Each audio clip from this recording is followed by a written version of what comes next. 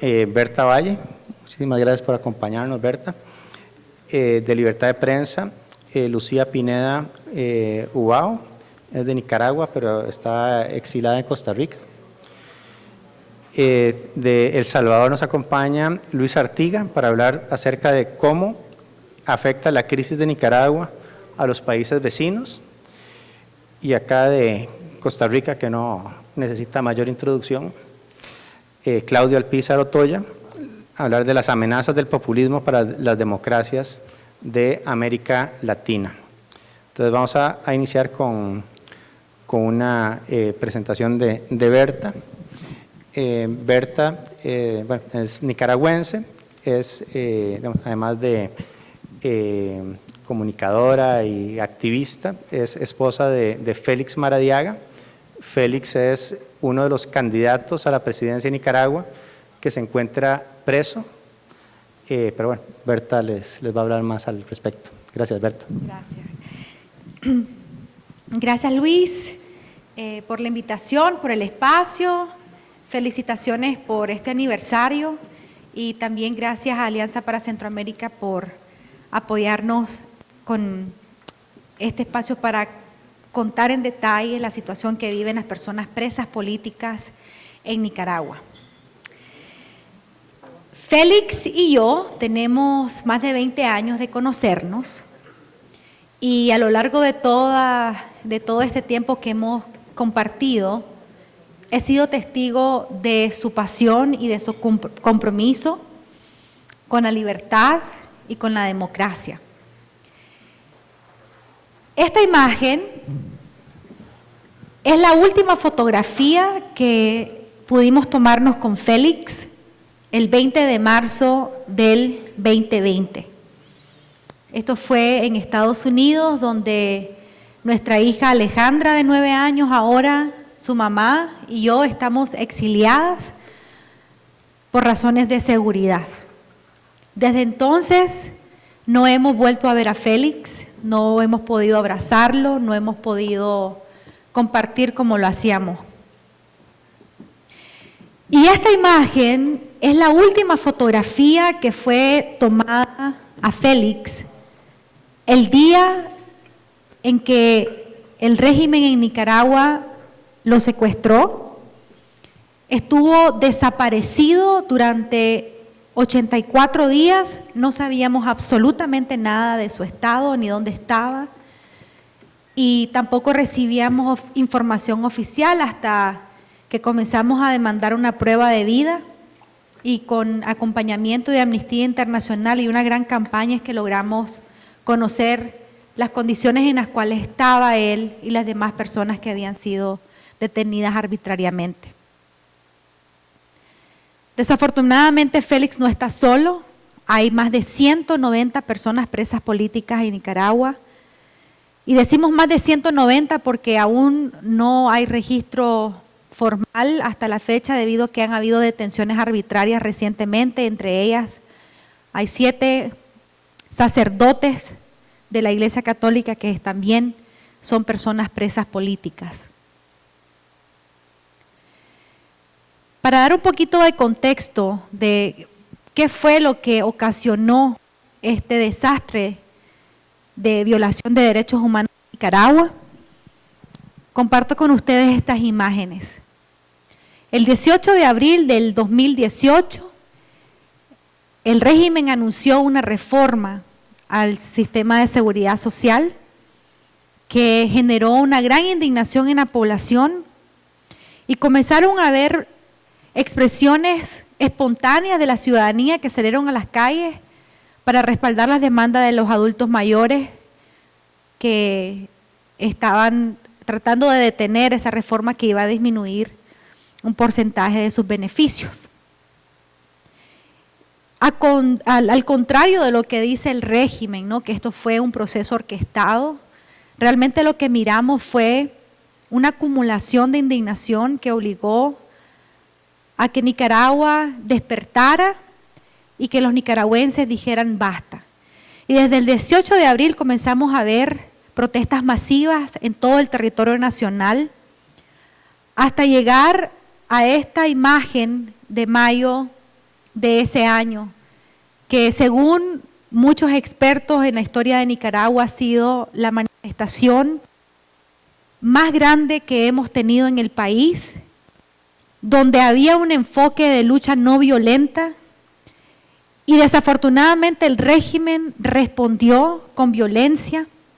Y para el primer semestre de ese año, las organizaciones de derechos humanos comenzaron a reportar violaciones a través de más de 1,000 personas presas, miles de heridos y también cientos de asesinados. Según organizaciones de derechos humanos, hasta la fecha se han registrado oficialmente a través de sus investigaciones más de 355 personas asesinadas. Actualmente Naciones Unidas ha ordenado la creación de un grupo de expertos para que continúe con las investigaciones y poder llegar a la cifra real, porque sabemos que es mucho más alto ese número. Y esos asesinatos continúan en impunidad y es parte de las demandas que los nicaragüenses tenemos de esclarecer y tener una memoria clara y justicia para las víctimas.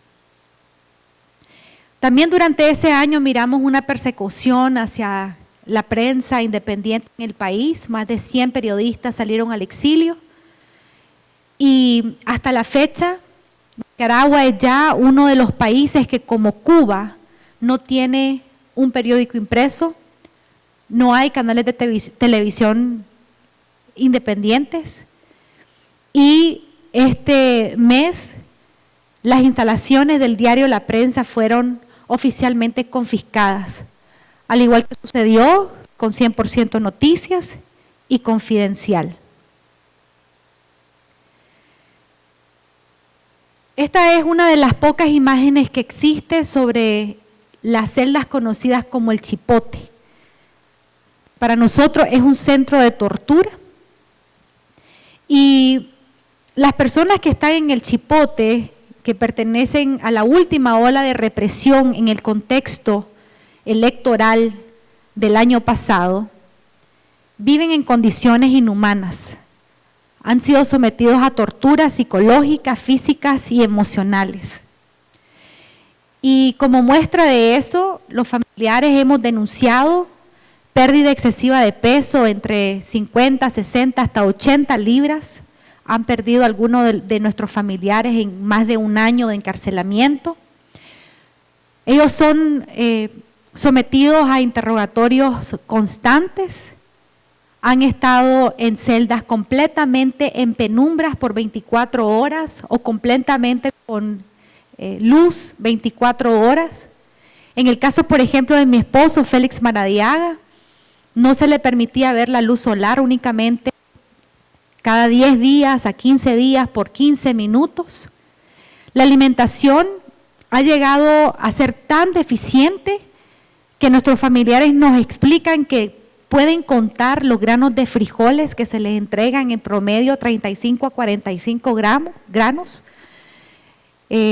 porciones de arroz muy reducidas. Entonces, sabemos que hay una intencionalidad de causar daños y recientemente expertos también forenses nos han explicado, después de analizar las condiciones en las cuales se encuentran, que hay un método de tortura blanca muy conocido en Latinoamérica, por cierto, que está siendo implementado en nuestros familiares.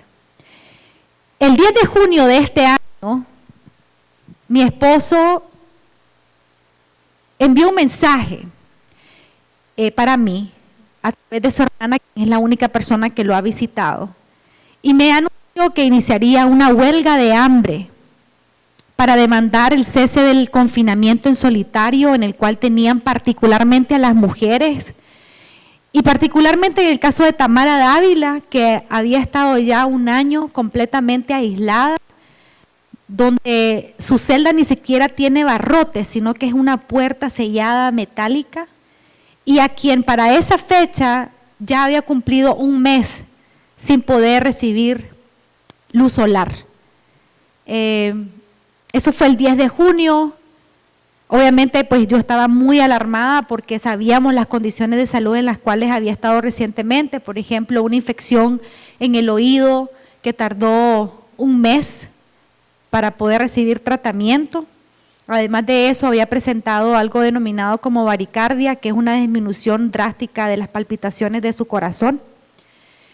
Pero comprendí, ¿verdad?, que ese era un único recurso que tienen adentro para poder seguir demandando sus derechos.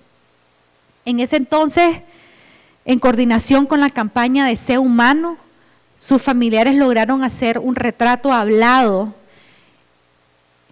donde ellos pudieron expresar cómo percibían a Félix durante las visitas. Y el 1 de julio decidí hacer una conferencia de prensa para demandar al Estado de Nicaragua a que mostraran o que me dieran a saber cómo estaba Félix después de haber iniciado esta huelga de hambre. Y bueno, presentamos la imagen, como pueden ver, insisto, es un retrato narrado de sus familiares, como ellos lo percibían en esa fecha. Él ya había perdido 60 libras. No hay acceso a ningún tipo de asistencia médica especializada, entonces es muy difícil saber realmente las condiciones en las que estaban. Y el día siguiente, 2 de julio, el régimen sacó estas imágenes de Félix, donde supuestamente pues lo llevaron al juzgado para ratificar su sentencia. Un procedimiento completamente arbitrario, donde ha habido violación de todas las leyes y todos los procesos nacionales.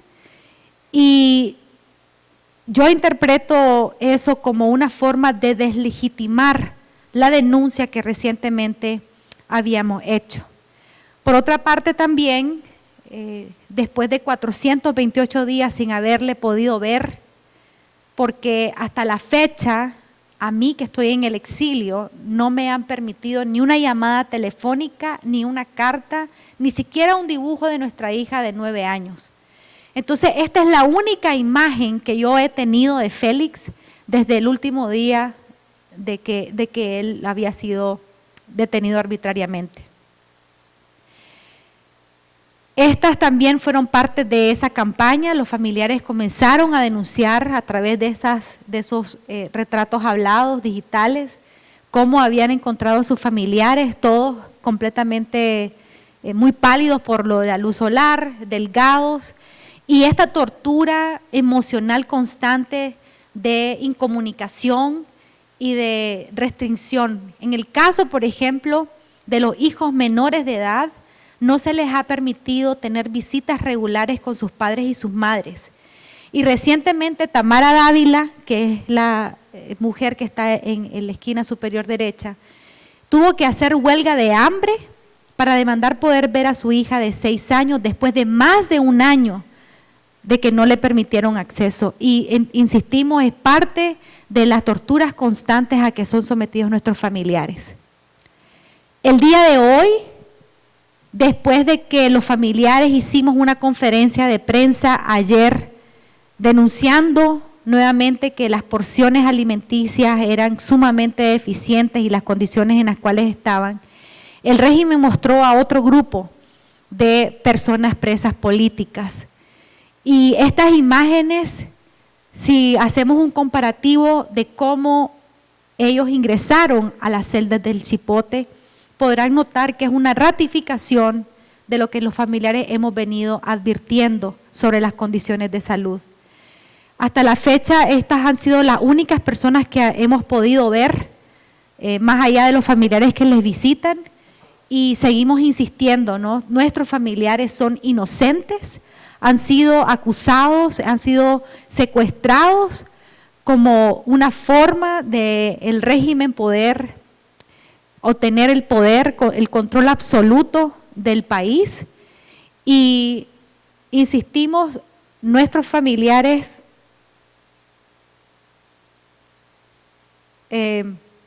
son inocentes. Y cierro diciendo de que desde el momento de la detención, junto con Victoria Cárdenas, esposa de Juan Sebastián Chamorro, hemos iniciado un proceso de advocacy internacional, y esto es parte de ese esfuerzo de poder compartir de primera mano nuestra experiencia, la realidad que viven las personas políticas, pero sobre todo de pedirle al mundo que nos ayuden a través de los diferentes mecanismos internacionales que existen, a través de recursos humanitarios, que nos ayuden a salvarle la vida a nuestros familiares, porque creemos que más tiempo en estas condiciones causarán daños irreversibles. Y ahora yo nada más les hablé particularmente del Chipote, pero los demás sistemas penitenciarios del país también sufren condiciones lamentables. Las personas que están en los sistemas penitenciarios, hay algunas que tienen más de 3 años de estar presas injustamente. Incluso antes del 2018 también ya había abusos y violaciones a personas que por ser disidentes y pensar diferente al régimen habían sido detenidas. Y finalmente este es un mensaje en un escrito, un artículo que Félix escribió en octubre del 2009, que ahora hace mucho sentido. Y dice: la realidad es que las dictaduras de hoy, no por ser menos aparentes, son menos letales. Un pueblo cuya democracia haya sido cercenada solo recuperará su libertad en el momento en que reconozca que la ha perdido. Y yo espero que los países comprendamos eso, los ciudadanos comprendamos eso, y que en cada acción que hagamos recordemos que es necesario defender la libertad, pero antes de perderla. Muchas gracias.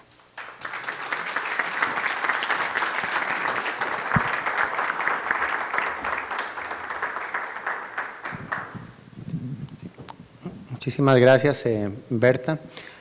Félix estuvo acá con nosotros para celebrar el 5º aniversario de IDEAS, ¿verdad? También estuvo Carlos, estuvo Adriana. Tuvimos una actividad en el Salón de Expresidentes de la Asamblea Legislativa en aquel momento, y también gracias al apoyo de la Fundación Naumann. Yo en lo personal conozco a Félix desde hace muchísimo tiempo, compartimos muchos intereses. Félix es una persona que por esfuerzo y mérito propio, partiendo de una situación complicada, logró graduarse de la Escuela de Gobierno de la Universidad de Harvard, de la Kennedy School, persona exitosísima, líder en las áreas de emprendimiento, shaper del World Economic Forum, ayudó a muchísimas personas, digamos, a formarse. También asumió posiciones de liderazgo en gobierno, y últimamente a lo que se dedicaba era a promover, digamos, la no violencia para buscar un cambio positivo para Nicaragua. Entonces, digamos, es terrible, digamos, la situación de Félix, pero como dice Berta, digamos, no es solo Félix, hay unos 190 o tal vez más presos políticos que están pasando por una serie de violaciones a sus derechos humanos, y la respuesta internacional ha sido pobrísima, ¿verdad? No se ha condenado como se debe, y bueno, apoyamos, digamos, definitivamente los esfuerzos de Berta y los familiares de los presos políticos para ojalá buscar una solución lo antes posible. A continuación le voy a pasar el micrófono a Lucía Pineda Ubao, es periodista de Nicaragua, que ahora está viviendo acá en Costa Rica. Hola, buenas tardes.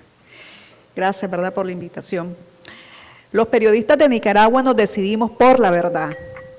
Y es por la verdad que hemos pasado cárcel, confiscaciones, robos, asaltos, expulsiones, exilio. Actualmente nuestro director fundador, propietario de 100% Noticias, Miguel Mora, se encuentra preso por segunda ocasión.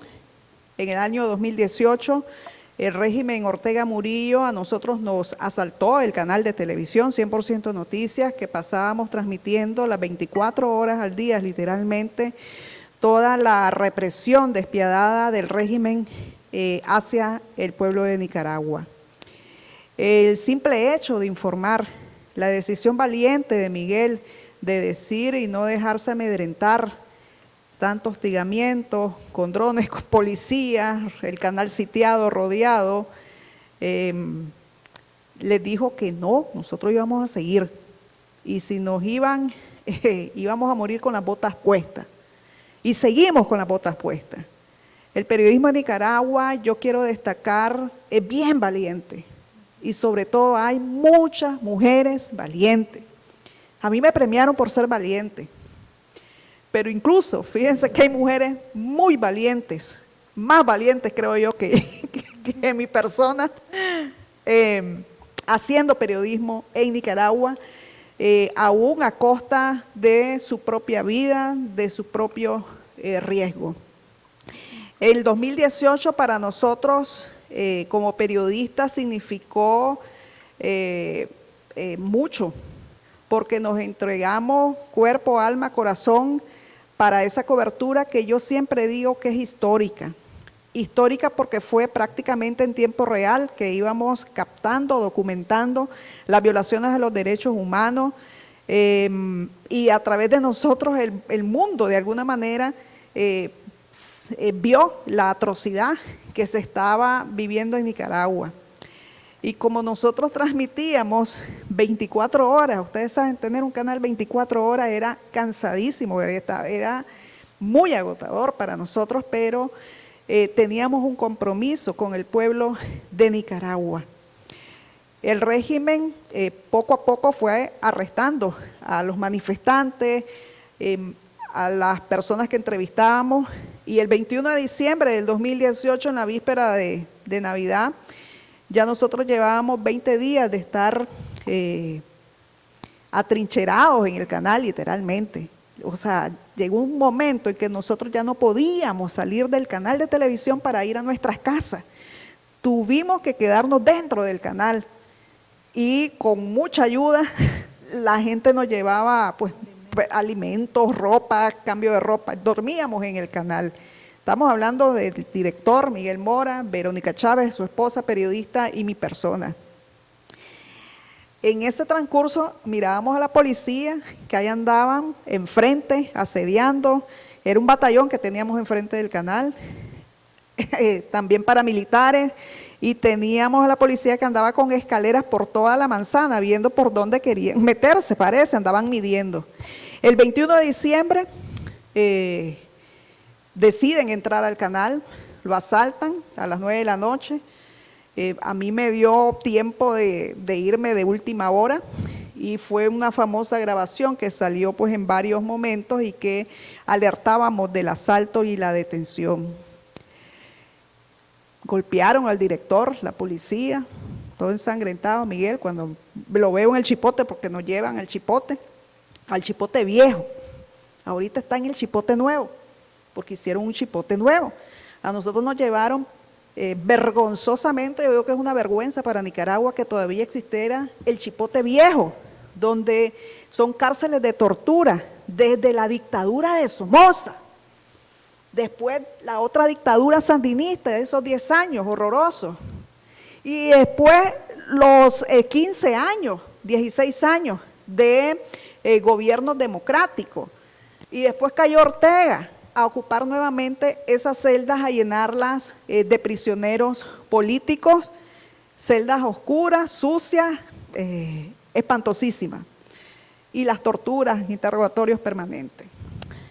Pese a eso, pues nosotros nos encarcelan, vuelven otra vez a encarcelar a nuestro director fundador por el simple hecho de haber dicho, ve, yo quiero servir a Nicaragua y puede aspirar a la presidencia de la República.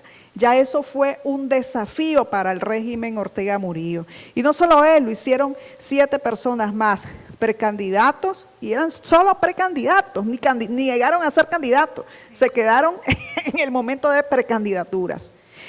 Pero lo hicieron para desafiar al régimen, porque hay una decisión que tomó el pueblo de Nicaragua.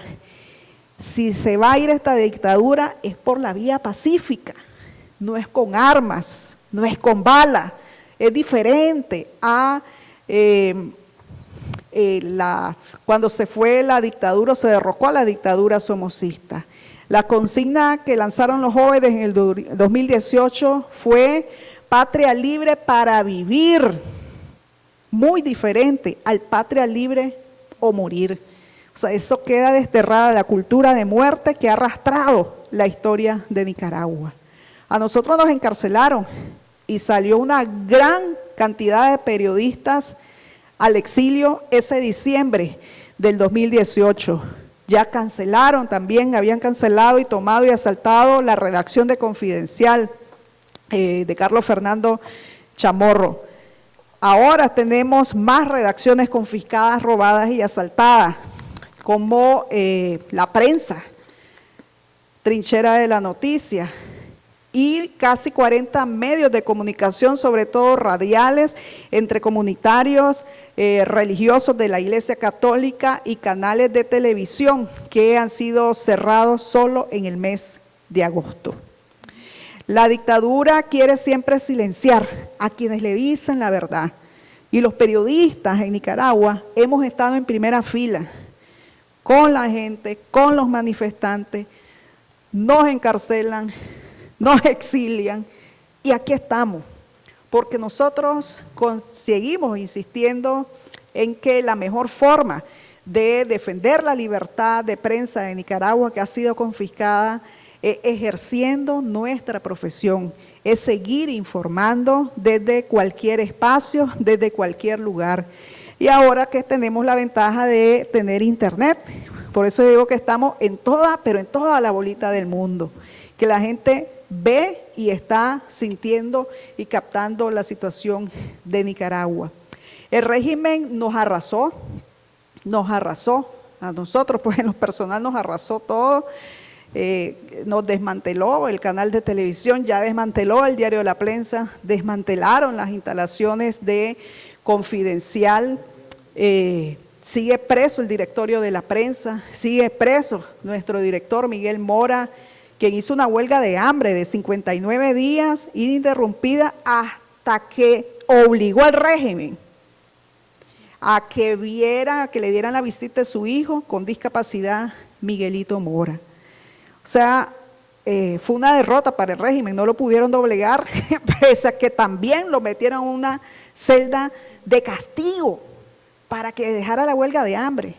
Como vieron que no lo dejó, le tuvieron que permitir la visita de su hijo. Y para nosotros eso no es ningún regalo de la familia Ortega Murillo, no es ningún regalo, ¿verdad?, de la dictadura. Realmente le damos la gloria a Dios, primero, porque se dio ese momento. Y le damos también incluso en estos momentos de dificultad que vive Nicaragua y que hay mucha transformación, tanto espiritual, personal y también política en diferentes sectores de la población, seguimos dándole la gloria a Dios.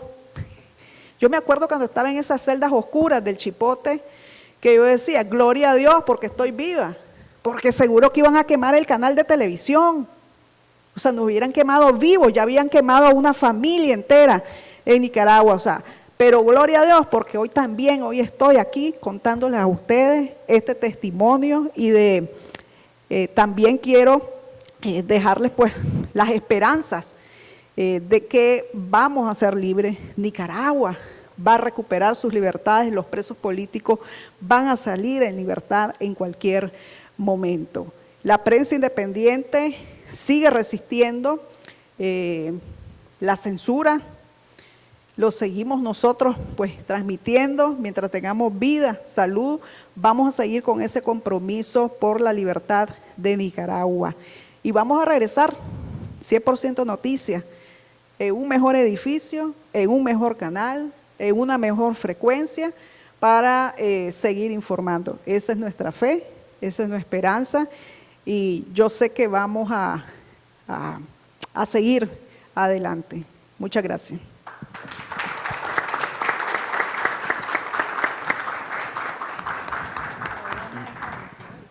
Muchísimas gracias, Lucía, por compartir lo que ha sido tu trabajo y muchas gracias por el trabajo que hacen y por continuar en la lucha. Ahora Luis Artiga nos va a comentar cómo ven esto desde los países vecinos de Centroamérica. Gracias, buenas noches. La primera vez que Berta me compartió el testimonio de todo lo que ustedes vieron ahora, a mí me impactó mucho y me hizo reflexionar. Estoy seguro que quienes lo están escuchando por primera vez también tienen una nueva perspectiva de lo que está sucediendo. En esa línea, primero felicitar a Ideas por su aniversario y porque es en este momento donde se puede defender la libertad, por lo menos en Costa Rica. El Salvador, en primera persona les digo, ya estamos en la amenaza, ya estamos en otro proceso. Y cuando se tuvo que defender, y yo estuve formando parte de organizaciones que trabajaron para que no sucediera, nadie hizo nada. Todos bajaron los brazos, dijeron no va a pasar nada, no, aquí no puede pasar lo que pasa en Cuba, aquí no puede pasar lo que pasa en Nicaragua. Y ahora estamos ya en la entrada de eso, con otras características que vamos a hablar un poquito más de ello, y estoy seguro que Claudio va a ahondar un poquito más. Pero cuando escuchamos esto, la pregunta del foro es ¿cómo afecta? Y yo me pregunto, ¿cómo es que no afecta a los países vecinos esto? Porque señalamos mucho y definitivamente es fatal el silencio de los organismos internacionales, es fatal el apoyo que sigue dando a Nicaragua a algunos organismos internacionales, el silencio de la Iglesia Católica es fatal, es incomprensible, pero el silencio de El Salvador, de Costa Rica, que tienen fronteras con Nicaragua, también es fatal. O sea, geográficamente somos países que estamos al lado y nadie está haciendo nada. Y estoy seguro que en El Salvador, al oriente del país, y en Costa Rica también está pasando el mismo, hay un tema de migración de nicaragüenses y muchas veces el enojo va contra los que están migrando, pero no estamos preguntando por qué, o no estamos atacando las causas por las que esas personas están yendo. Y yo creo que ese es el primer riesgo que existe. El primer riesgo definitivamente palpable es la cercanía. O sea, no estamos hablando de un fenómeno que está a miles de kilómetros, estamos hablando de un fenómeno que está pasando a cientos de kilómetros, ¿verdad? Entonces, eso es el primer riesgo que corren y yo creo que es importante resolverlo. El segundo riesgo yo creo que la región tiene es que a nivel de inversión, y en este foro se ha hablado mucho del tema cómo podemos crecer económicamente, cómo podemos generar como región mejores emprendedores innovadores, cómo creamos más unicornios, creando las condiciones, pero con condiciones donde la libertad económica no puede ser viable, no va a pasar nunca que haya unicornios. Y si queremos que los inversionistas extranjeros vean la región y digan, bueno, vamos a salir adelante, nos ven como región. O sea, El Salvador con 8 millones de habitantes, el resto de países con el número de habitantes no es nada en un mercado global, como sucede ahora. Entonces, si eso está pasando en Nicaragua, no nos van a ver como un destino, no se van a generar las condiciones para que desarrolle esto. Así que impacta de esa forma. Y el tercer punto en el que yo quiero conversar, digamos, y para mí es el más importante, es el tema de imitación. Actualmente decimos, bueno, de Nicaragua no habla nadie, pero cuando pasa en El Salvador, internacionalmente seguramente nadie va a hablar tampoco. Y después va a pasar en Costa Rica y nadie va a hablar, y va a pasar en Guatemala y nadie va a hablar. Y entonces cuando ya queremos que hablen, ya va a ser muy tarde.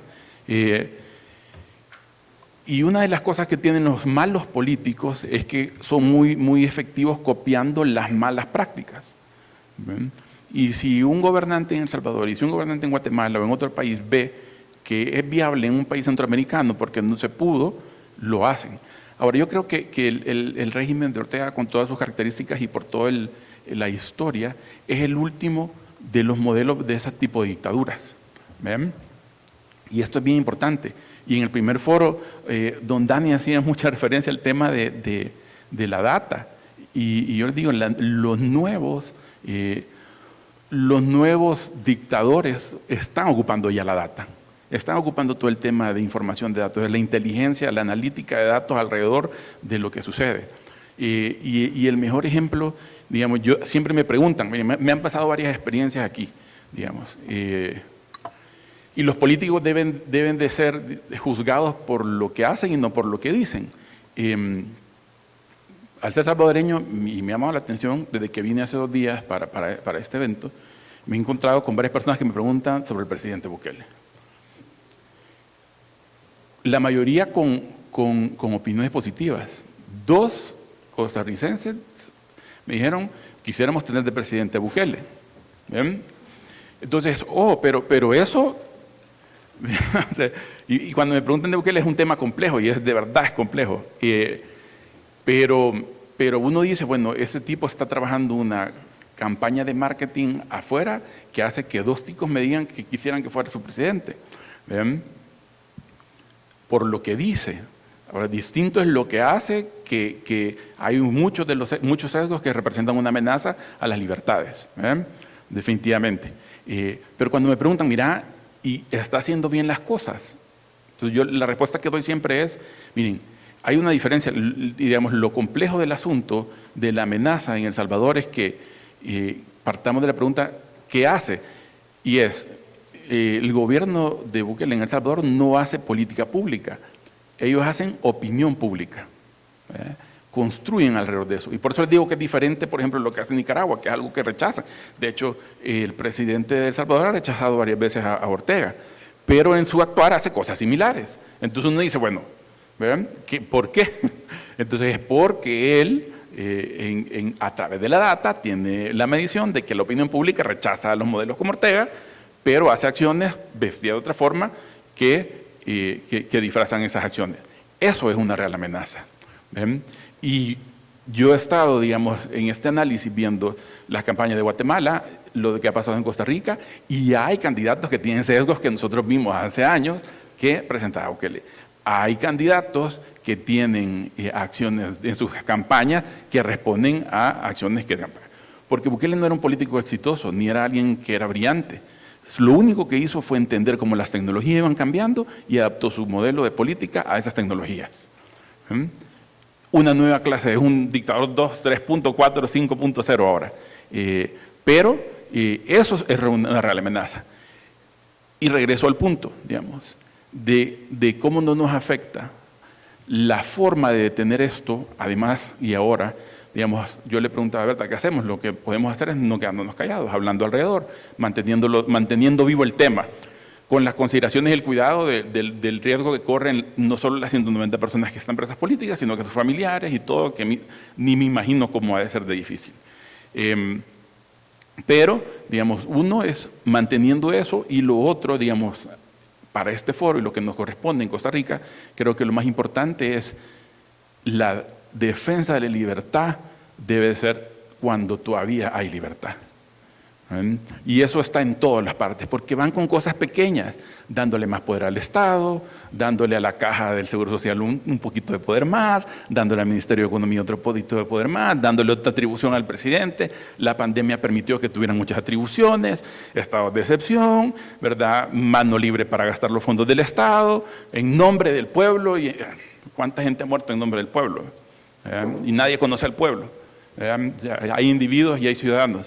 Entonces, creo que el llamado es eso, a que sigan el trabajo, la solidaridad con los nicaragüenses, por supuesto, y seguir preguntándonos cómo podemos apoyarlos, y el riesgo para los que estamos en medio, que creo que es el caso de El Salvador, y para los que todavía no están en amenaza como Costa Rica, seguir defendiendo las libertades como sea, porque defender la libertad no te hace popular. Además, no es un tema sexy, curiosamente, pero es necesario, ¿verdad? Y se puede defender cuando se tiene. Cuando ya no, que es lastimosamente el caso de Nicaragua, solo podemos apoyarlos y preguntarles cómo podemos ayudarles más. Pero el riesgo es latente en toda Latinoamérica. Y como les digo, cierro con eso, los políticos son excelentes en copiar las malas prácticas de otros políticos. Así y lastimosamente en El Salvador tenemos a alguien que hace muy buenas malas prácticas y que son imitables, y yo lo veo. Así que creo que por ahí me quedo, Luis. Muchísimas gracias, Luis. Y bueno, pasamos de seguido a Claudio Alpizar. Bueno, buenas noches a todos. Es un gusto estar aquí con ustedes, especialmente a la Fundación y en especial a mi amigo Luis. Un saludo a Berta, a Lucía y a Luis también, que compartimos esta mesa. Felicitar a Ideas. Yo no sé por qué Luis me sigue invitando siempre a estos foros, porque Luis y yo creemos en el mismo Dios, pero le rezamos a santos diferentes. Él es liberal y yo soy socialdemócrata. Entonces, pero somos muy buenos amigos y eso demuestra también que a veces teniendo ideologías diferentes podemos llegar a muchos acuerdos. Luis y este servidor coincidimos en muchas cosas, aparte de ser creyentes, coincidimos en muchos temas de solidaridad y por eso seguramente siempre Luis me invita. Pero les digo de nuevo, creemos en el mismo Dios, pero le rezamos a santos diferentes. Ahora bien, vean, a mí me invitó Luis, aquí tengo un forrito de lo que he estado oyendo en las conferencias diferentes que he oído hoy. Luis me llamó para que hablara sobre la amenaza del populismo para la democracia de América Latina. Primero tendríamos que definir qué es el populismo, porque ahora todo lo que se quiere menospreciar se le dice que es populista. El populismo tiene una gran virtud, conoce a la gente. Y cuando los políticos se alejan de conocer a la gente, le dejan el espacio, el mercado electoral, a aquellos que sea con data o sin data, se investigan qué piensa y qué quiere la gente. El populismo se carga mucho de una gran rabia hacia los gobernantes tradicionales, de una gran rabia, ahora que Carlos hacía referencia, a un modelo de desarrollo que se cambia de ideología, pero cambian los ladrones, cambia quien gobierna, cambian en la administración pública los clientes que son ahora de otro gobierno, pero el modelo sigue siendo el mismo. Cuando estuve yo en la convención del Partido de Liberación Nacional, no puedo olvidar de un buen amigo y un periodista muy reconocido que me preguntó en algún momento, ¿y cuál es la gran obra que ustedes plantean? Me decía Carlos, ¿verdad? El periodista. Y le decía yo, cambiar el modelo de desarrollo. Me decía, no, eso no, ¿qué puente, qué autopista van a hacer?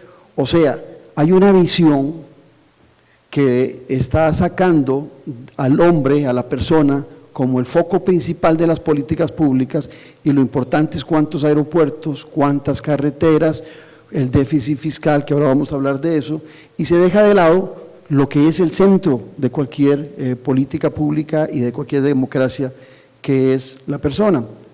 Entonces, el populismo tiene mucho de cercanía con la gente, ¿verdad? Seguramente Jesucristo era el mayor de todos los populistas, porque sabía que estaba sufriendo la gente y cuáles eran sus padecimientos. Entonces, desde esa perspectiva, es un buen análisis que se hace de los padecimientos que está teniendo una sociedad a la hora de plantear propuestas, que en muchas ocasiones el problema es que esos populistas se quedan ahí en esas propuestas, que nunca llegan a ser políticas públicas para mejorar la situación de los ciudadanos. Y cuando Carlos nos enseñaba los salarios, cuando nos enseñaba los niveles de pobreza, bueno, vienen en aumento, y no son todos los países de América Latina, no tienen la firma, la autonomía, la autoridad única de la pobreza. Inclusive ni Uruguay ni Costa Rica, que son niveles de excepción como democracias, tienen tampoco asegurado la democracia por siempre. Uruguay ya tuvo una ruptura en los años 70 de su democracia, y Costa Rica pues a la fecha no la hemos tenido, pero no estamos ajenos a que eso suceda. Y los populismos de ese nivel, que leen muy bien a la gente y que a la hora de implementar las políticas públicas y de mejorar la situación de las personas no hace absolutamente nada, está sucediendo también acá en nuestro país. El otro tema, que es la democracia, para poder entender esto. La democracia es el gobierno de la diversidad. Y no es la diversidad que ahora se habla tanto sexual, es la diversidad de criterio, de pensamiento, de ruta, de aspiraciones. Cuando se gobierna, en una democracia se gobierna en la diversidad. Y eso es lo que le está pasando como un problema a El Salvador, más profundo en Nicaragua, donde la diversidad de pensamiento, la diversidad de objetivos, la diversidad de plantear proyectos le molesta a quienes están gobernando. ¿Qué es lo que está pasando en las democracias de América Latina? Primero, hemos pasado por gobernantes que han gobernado en democracia. Ahora Lucía hacía referencia a los 16 años de democracia que tuvo Nicaragua, donde se turnaban y democráticamente se cedían el poder, pero resulta que esos gobernantes no lograron ni disminuir la pobreza ni de mejorar la situación de los nicaragüenses. Y cuando vamos al caso de El Salvador, también el gobierno fuera de derecha, fuera de izquierda, igual la pobreza seguía en un aumento constante.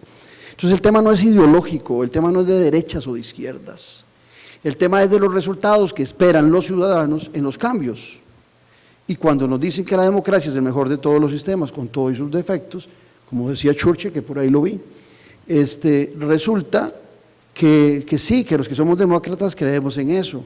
Pero ¿de qué le sirve a alguien que hoy está padeciendo hambre, que no tiene trabajo, que tiene a sus hijos y de repente le dicen, pero usted vive en democracia, tiene libertad de movimiento, usted tiene libertad de expresión, usted tiene libertad de hacer, usted tiene derecho al voto cada 4 años? Y de repente ese se vuelve y el estómago de mis hijos y la hambre de mi gente, en un momento donde la pobreza viene en aumento. Costa Rica, que tuvo un decrecimiento sostenido de la pobreza, ya andamos en la cuarta parte de la población con pobreza. Y ya se advierte que con algunas medidas de lo que está haciendo el actual gobierno, lo que sucede es posible que tengamos a final de año, lo han dicho economistas, hasta la posibilidad de un 30% de pobreza. Y eso lo percibimos los que tenemos un poquito más de años, los que están más jóvenes tal vez no lo ven, pero los que tenemos ya rondando casi los 60, vivimos en una Costa Rica en donde la relación del ciudadano era muy cercana, primero, segunda, la desigualdad no era tan marcada como la que estamos viendo, y el sistema democrático daba resultados y era apreciado por el ciudadano porque daba buenos resultados. Ahora con un amigo que no lo veo por acá, pero conversábamos cuando hablábamos de socialdemocracia, yo le decía que yo soy socialdemócrata, no porque lo estudiara y porque me gustara la ideología, que sí, sino porque yo, que vengo de una familia muy humilde, salí adelante en un desarrollo de una sociedad socialdemócrata en este país desde los años 40. Entonces eso me hace defender el proyecto que ha tenido nuestro país con todos sus defectos, que hay que hacer cambios efectivamente. Pero hay una visión economicista que está jodiendo al continente. Y la visión economicista es cómo son los números macroeconómicos y no los microeconómicos de las familias. Y de repente nos dicen que los ingresos per cápita de una nación son tales, Chile. Y entonces nos impresionamos. Pero los ingresos per cápita la engañan. De repente traen una pizza acá, la ponen acá en la mesa, la pizza es de 10 tajaditas y ustedes dicen, hay un ingreso per cápita de 2 tajaditas, 2 slides por persona. Pero que resulta que vos y yo, que somos más pesillo completo, cada uno nos comemos 4 slides y le dejamos a ellos 2. Eso es lo que sucede con los números per cápita, nos engañan. La macroeconomía que hoy se utiliza engaña a las sociedades. Y después se nos habla del famoso déficit fiscal en toda América Latina. Yo creo que hay un gran mito alrededor de ese déficit fiscal. Y el déficit fiscal y es lo único. Y no podemos invertir. A los que son costarricenses acá, ¿ustedes creen que Costa Rica en 1940, cuando el doctor Calderón Guardia se propuso la Universidad de Costa Rica, la Caja Costarricense de Seguro Social, las garantías sociales, el Código de Trabajo, este era un país rico? ¿Sobraba el dinero para tener esas perspectivas de grandeza y de grandes proyectos? No, es posible que fuésemos mucho más pobres de lo que hoy somos.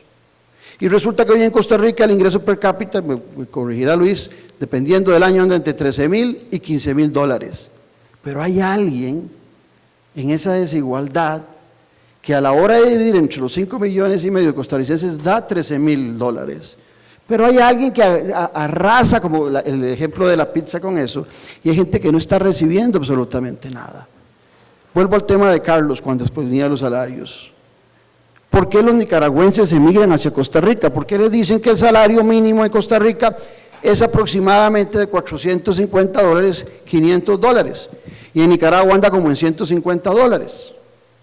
Pero cuando vienen a Costa Rica dicen, vivía mejor, podía comer en Nicaragua con 150 dólares, aquí en Costa Rica se me va ese pagando el alquiler, donde tengo que vivir. Termino viviendo en un precario, en situaciones muy difíciles, claro.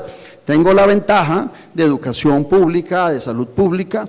La gran manifestación que se da en Nicaragua en el 2018 es por una disminución de las pensiones y un aumento en las tasas del seguro social.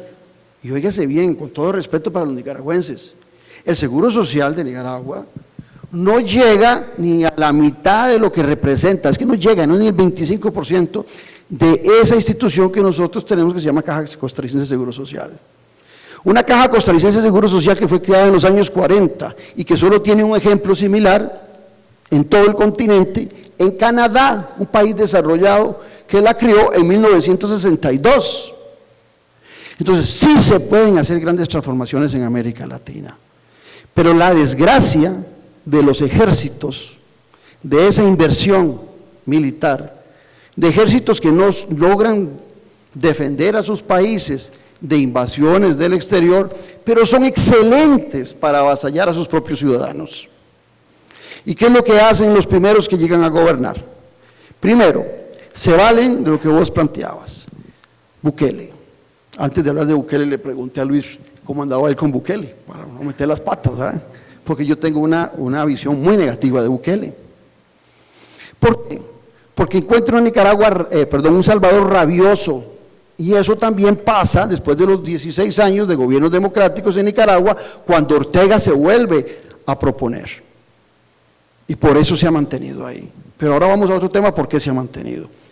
Bukele llega en una situación muy difícil, de gran violencia, de gran desigualdad, viviendo de las remesas, que son una cantidad significativa que vienen desde los Estados Unidos de América, con una gran migración, con familias totalmente desintegradas en El Salvador, y le plantea a los salvadoreños cambios sustanciales con la clase política, a la que ya el ciudadano odia. Ya el ciudadano odia. Y ahora cuando vos decías eso, aquí debe haber más de uno enamorado del actual presidente de Costa Rica, yo no. Y seguro dicen, y me caen en las redes, porque como el 80% está muy enamorado, y yo no, entonces yo estoy con la minoría, pero no importa, y mi vida ha sido como el salmón, siempre nado contra corriente. Entonces esta no es una excepción.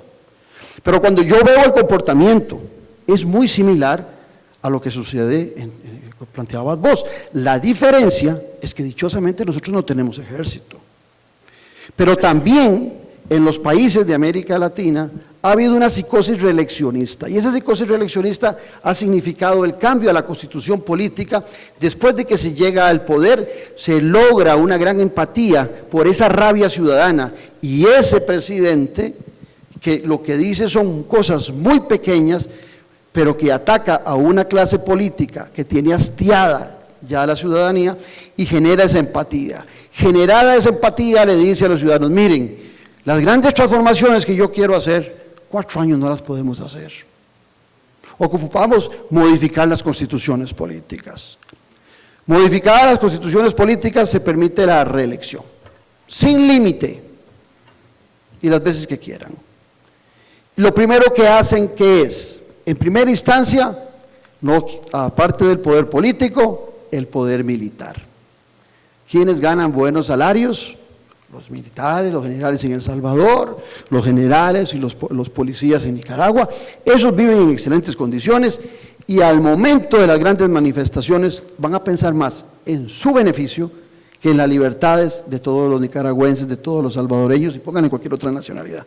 Porque siempre pensamos primero en primera persona, en nosotros. Y si en ese régimen nos estamos beneficiando, la milicia va a estar con ese presidente. Después vienen otros temas. Primero, atacar a los medios de comunicación, como sucede hoy en Costa Rica. Que no hay medios de comunicación, que unos me gustan y otros no me gustan. A mí me pasa. Muchos de los medios de comunicación que el presidente actual de nuestro país critica, yo también los he criticado muy fuerte, pero eso no me dice a mí que tienen que cerrarse, ni que tienen que desaparecer, ni tengo que atacarlos, porque la fortaleza de la democracia es la diversidad, y si yo no comprendo que cuando yo llego a gobernar, voy a gobernar en diversidad, con los problemas que se presentan, y que la democracia es el gobierno de las opiniones, por supuesto que el populismo de ese presidente, que conoce muy bien la lectura del ciudadano, lo lleva a un apoyo también, como lo estamos viendo hoy en nuestro país, de atacar a los medios de comunicación. Y hay pequeños medios de comunicación que nunca han tenido cercanía con la pauta publicitaria. Y todos los medios de comunicación, grandes o pequeños, buscan la subsistencia por medio de la pauta publicitaria. Y los gobiernos empiezan a distribuir eso en pequeños empresitas de publicidad que se empiezan a identificar con el presidente de turno, independientemente de que las cosas las está haciendo bien o las está haciendo mal, pero mis particularidades me las está solucionando ese gobernante. En Costa Rica hemos tenido dichosamente libertad de expresión desde siempre, desde hace muchos años. Yo la he disfrutado en mis programas de televisión y de radio. A mí nunca nadie me ha dicho que tengo que decir ni dejar de decir. También los programas son míos y he hecho el esfuerzo para tenerlos, pero en ninguna empresa me han dicho a mí, no diga eso, no hable de eso, ese invitado no lo vuelva a traer, invite a este. He tenido una total libertad. Pero en los países centroamericanos eso no sucede. Yo conocí a Félix por medio de Luis, compartimos con él, creo que fue en Guatemala, ¿verdad? Si no mal no recuerdo. Lo conocí bien alimentado. Yo ahí donde veo a Félix en la situación que está, me preocupa. Y era un hombre que también defendía las libertades y que atacaba a estos gobiernos dictatoriales. Entonces, ¿qué es lo que estamos viviendo en América Latina? América Latina, tampoco crean ustedes que el populismo es nuevo. Pongámosle una presencia. Desde Perón en adelante hay populismos en América Latina. Eso no es nuevo. El populismo no es nuevo. Lo que tenemos es que en la institucionalidad en los países de América Latina ha sido muy débil. Y así como se ataca a los medios de comunicación, como se busca también apoderarse de la Corte Suprema de Justicia, como pasa en Nicaragua, como pasa en El Salvador. En El Salvador la hizo mejor el presidente, ¿verdad? Porque en El Salvador el presidente salvadoreño llegó sin diputados, pero los diputados se elegían a mitad de periodo. Y su populismo le llegó a la gente, le encantó a la gente y lo dotaron con más de 60 diputados de los 80 y pico, ¿verdad? Entonces hoy hace lo que quiera y cambió a los magistrados y puso a sus magistrados. En Nicaragua pasa igual. Los tribunales electorales, igual. La reelección vendrá y después, por eso les digo que hay que pelar los ojos, un diputado de Liberación aquí en Costa Rica proponiendo que la primera ronda se gane con el 20%. En Nicaragua es presidente el que tiene más votos y siempre los tiene Ortega y un gran abstencionismo. Entonces, ese manejo que se empieza a hacer de la institucionalidad es lo que está golpeando. Otra institucionalidad que se golpea mucho y que también en Costa Rica hay un odio hoy por hoy hacia las universidades públicas, y es uno de los focos principales que es atacado por los dictadores, porque sean dictadores autoritarios de derecha o de izquierda, las universidades siempre son una piedra en el zapato. Todos fuimos universitarios y en determinado momento rebeldes con el régimen que está, queremos cambiar las cosas de inmediato, y por eso hay estudiantes en Nicaragua en la cárcel, y por eso hay una gran cantidad de estudiantes radicando hoy en Costa Rica que son perseguidos por el gobierno de Ortega. Y el otro elemento que se persigue también es la libertad de culto, y en este caso particular las religiones, porque emancipan, porque le hablan al individuo de sus libertades de criterio. ¿Verdad? Ahora que Luis andaba con una botellita ahí que tenía una imagen de Tomás Moro.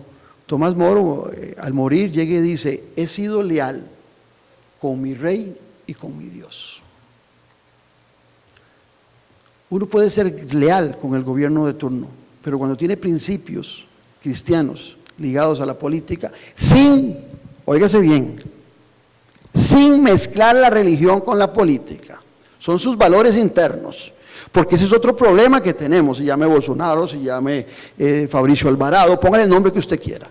La utilización de la religión para mover las masas hacia un beneficio particular que no cambia en absoluto la vida de los ciudadanos. ¿Qué llaman hoy gobernabilidad quienes llegan al poder? La toma de decisiones en una forma vertical, les estorba la institucionalidad, no quieren compartir con los ciudadanos. ¿Y qué quiere el ciudadano? Mire, antes en una elección, en una democracia, habían solamente dos legitimidades. Usted va y votaba y escogía a los gobernantes, y la segunda legitimidad que le daban, le decían: esta es la administración pública, empiece a gobernar.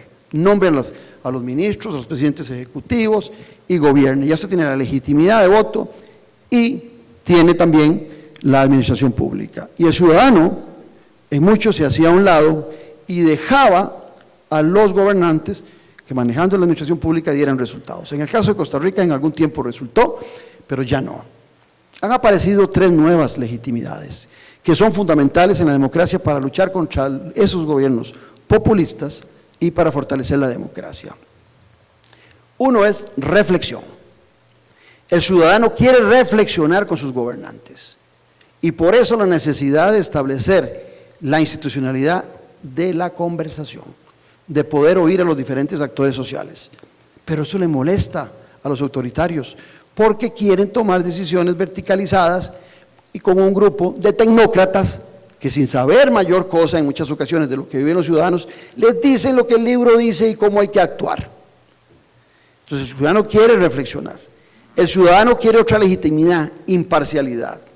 Y desgraciadamente en América Latina, el ciudadano dice, ese gobernante llega a cumplirle a élites de poder. Hoy en Costa Rica tenemos un presidente de la República que le habla al sector más popular y a la gente le llega, con cosas pequeñitas pero le llega, ¿verdad? Porque muchos decían, qué lindo tener un Bukele aquí en Costa Rica, entonces les llega. Pero el presidente de Costa Rica hoy representa las mismas élites políticas que han gobernado este país por muchos años. Lo que tenemos es una lucha de élite, una élite que había sido excluida, porque cuando ustedes ven que ha salido a la luz pública, quienes han financiado al actual presidente, no son unos arrancados, diría mi mamá, ¿verdad? No son unos arrancados, es gente muy poderosa. Y cuando usted me dice a mí, voy a ir más allá, cuando hay un cambio de la ministra de Hacienda en Costa Rica, que era una señora muy apreciada, Rocío Aguilar, por toda la élite económica de este país y financiera, y que ella tiene que renunciar, porque si no la castigaban la Contraloría por un tema de que tenía que castigarla un mes, ella se va. ¿Ustedes creen que la élite iba a dejar que llegara cualquier ministro de Hacienda en un gobierno que hipócritamente decía que era cercano a los costarricenses, como era el Partido de Acción Ciudadana? ¿Usted cree que iba a dejar? No. ¿Y quién vino a sustituir a doña Rocío Aguilar? ¿Quién fue el ministro de Hacienda que llegó? ¿Se han preguntado ustedes eso alguna vez?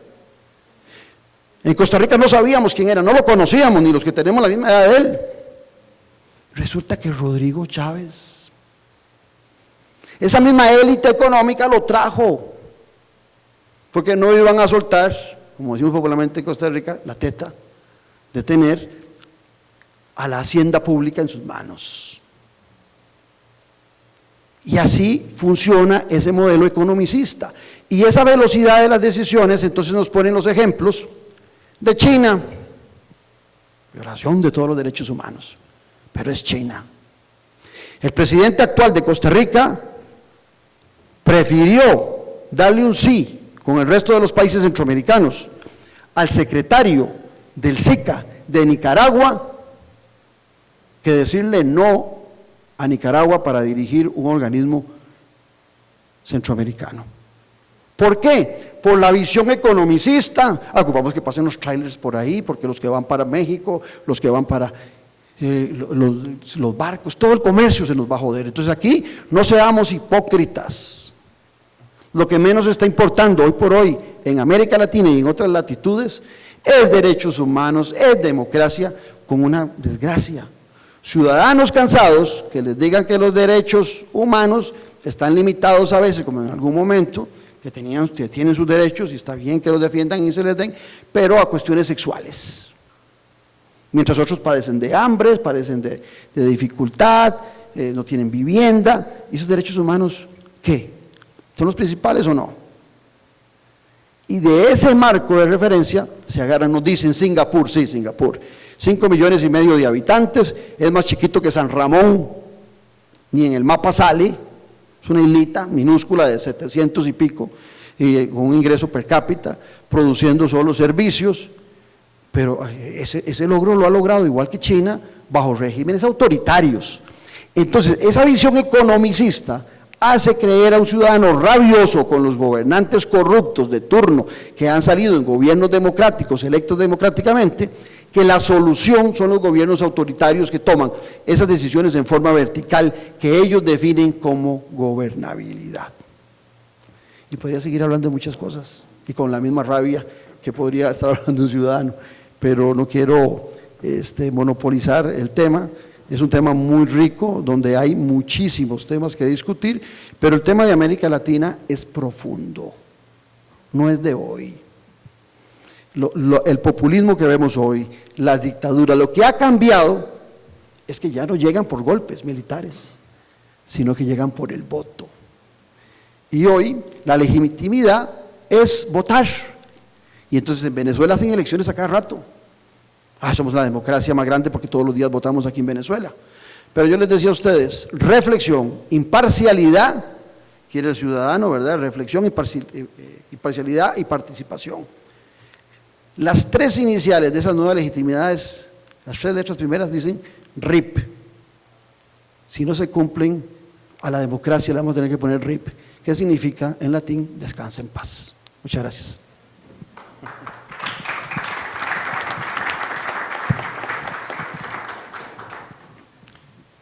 Bueno, muchísimas gracias a todos los expertos que colaboraron en este panel. Realmente, digamos, me queda poco que agregar, pero sí subrayar algo que me parece, digamos, que ha estado dando vuelta en las conversaciones que hemos tenido durante todo el día, y es, digamos, la responsabilidad que tenemos nosotros, y hablo de todos nosotros acá, como ciudadanos que estamos disfrutando de nuestra libertad acá, de no volver a ver para otro lado, ¿verdad? O sea, este no es como un problema de alguien más, es nuestro problema. Toda esta libertad de expresión y bueno, de todo tipo que tenemos acá en Costa Rica, tenemos que usarla para, como me decía María Corina Machado hace algunos días, o sea, Costa Rica debe ser una caja de resonancia de la verdad, de la justicia y de la libertad. O sea, es nuestra responsabilidad con nosotros mismos y también con nuestros hermanos de América Latina que no están pudiendo luchar por su libertad desde sus países. Entonces, muchas gracias a todos por compartir, digamos, las experiencias que han tenido, y también, digamos, estaríamos muy equivocados acá si pensamos que lo que pasó en Venezuela o lo que pasó en El Salvador o lo que pasa en Nicaragua no se puede repetir acá. O sea, vean Chile, o sea, Chile era el que todo el mundo volvía a ver para arriba, ahora está en un hueco. O sea, vean Colombia. Bueno, o sea, todos los países en América Latina se están yendo por muy mal camino, y entonces o sea, lo que tenemos, número uno, no lo podemos perder, pero tenemos que trabajar para recuperar la libertad, la democracia, el respeto a los derechos humanos en toda América Latina. Entonces, muchas gracias por acompañarnos hoy, y entonces cerramos esta parte del programa. Muchísimas gracias.